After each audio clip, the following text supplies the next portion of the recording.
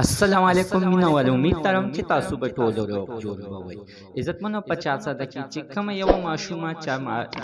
بې دردۍ سره قتل کړې وه یعنې حلاله کړې وه او بیا یې د سیند غاړې ته نږدې غورځوله مینهوال د هغه جینۍ قاتل معلوم شولو چې دا څوک دی او اخر ولې دغه ماشومه یې وژله ټول معلومات زه تاسو سره په دې ویډیو کې شریکوم ما سره د ویډیو تر اخره پورې وګورئ چې تاسو ته پوره معلومات در ورسیږي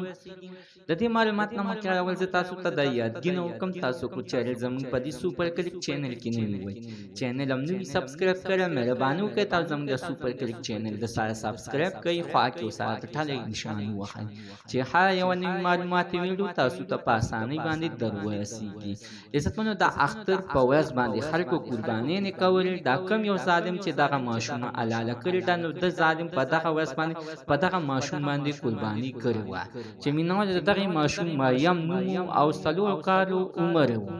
خو مینهوال د دغه ماشوم قاتل پته نه لګېده چې آخر څوک دی خو مینهوال د چارسدي پولیس زنده‌باد چې آخر په 4 ورځو کې دننه دغه قاتل معلوم کو مینهوال د دغه ماشوم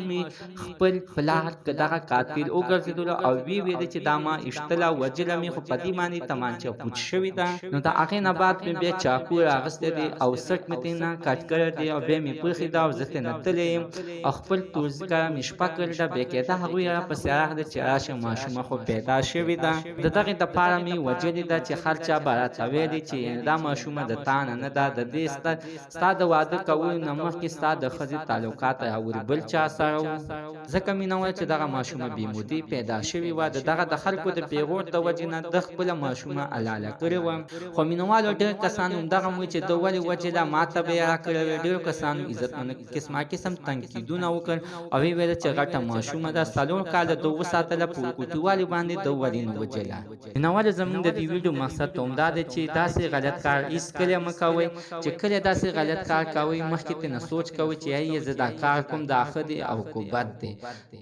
الله تعالی دې دغه جنۍ مور ته دې د زړه صبر ورکړي دغه پلار دې ولا پانسي کړل شي چې بیا بل پلار همداسې غلط کار نه کوي زموږ د عزتمن نن معلومات د دې پورې د نوي معلومات لپاره د ساره زموږ دا سوپر کلیک چینل د ساره سبسکرایب کړئ خوا کې سره د ټلې نشان ووهئ چې هر یو نوي معلومات ویډیو تاسو ته په اسانۍ باندې در ورسیږي